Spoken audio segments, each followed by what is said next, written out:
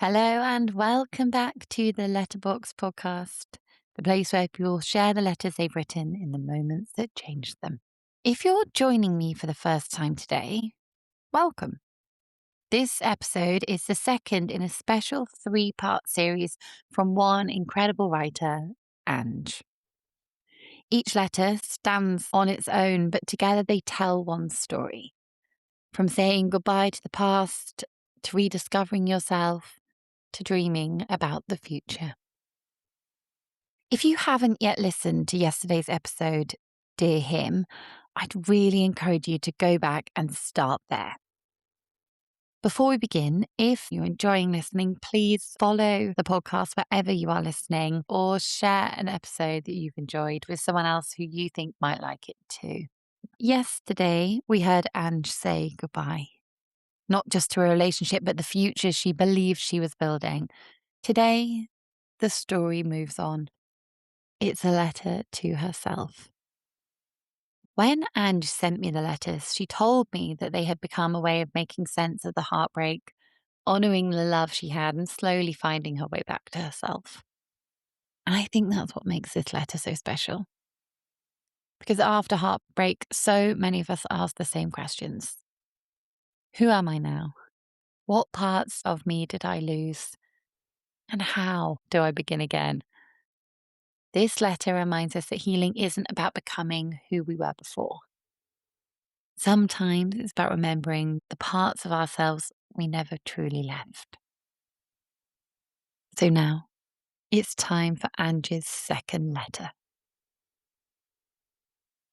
Dear Ange, how did we get here? Really? How did we go from believing our life was ending to standing at the beginning of everything we had only ever dreamed about? A little while ago, you were convinced your future had already been written. You thought you'd spend the rest of your life in corporate. You thought you'd marry the man you loved. You imagined a home, children, routines, holidays, and all the little ordinary moments that make up life. Then everything changed. At first, it felt unfair. It felt like the rug had been pulled out from underneath you. You questioned yourself, your worth, your judgment, your dreams, and even your faith. You wondered how someone you loved so deeply could become someone you no longer recognized. You wondered if life had forgotten about you. But maybe life wasn't taking something away. Maybe it was making room. Look at you now. You're packing suitcases instead of unpacking heartbreak. You've created a travel account because you finally decided your life was worth documenting. You're connecting with people all over the world, planning routes through Europe, researching cafes, restaurants, beaches, trains, and hidden streets that only a year ago you never imagined you'd see. You might be teaching in another country. You might spend the next chapter of your life halfway across the world. You're choosing uncertainty over familiarity, adventure over fear, and possibility over comfort. Do you realize how brave that is? Nothing could have prepared you for this moment. You thought your greatest love story would begin with another person. Instead, it began the day you chose yourself. There's something beautifully ironic about that. You are standing still and moving forward at the very same time. You're grieving the life you thought you would have while simultaneously falling in love with the life quietly unfolding in front of you. That takes courage. You don't know what's waiting for you in Europe. You don't know whether Korea will become home. You don't know who you'll meet, what conversations you'll have, what streets you'll walk, or what version of yourself you'll discover. And maybe that's the point. For the first time in your life, you don't need all the answers before taking the next step. You're learning to trust yourself instead. Will you meet the love of your life? Maybe. Will you become a mother? Maybe. Will your life plans change again? Almost certainly. Life has taught you that nothing is guaranteed. But it also taught you that endings are rarely endings. More often than not, they are invitations disguised as heartbreak.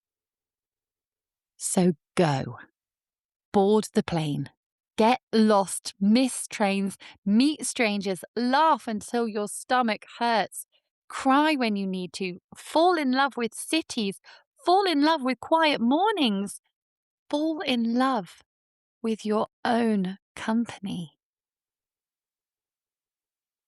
And if you ever forget who you are, remember this moment. The moment you realized your future was never taken away from you.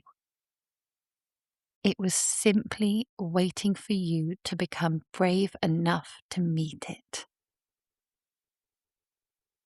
I am so proud of you. Now, go live the life you've spent years whispering to the universe. With all my love. Ange. Ange, thank you so much again for such a beautifully written and honest letter. I think it's incredibly hard to write to yourself with such honesty. And I'm so glad that you wrote that you're proud of yourself, because you really should be.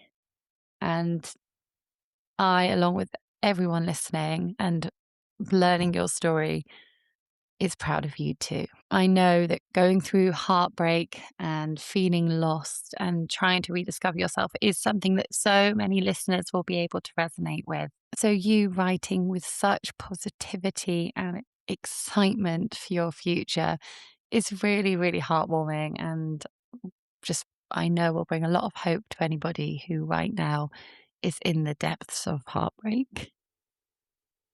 Tomorrow, we will hear the final chapter of Angie's story to the future child she hopes to meet one day.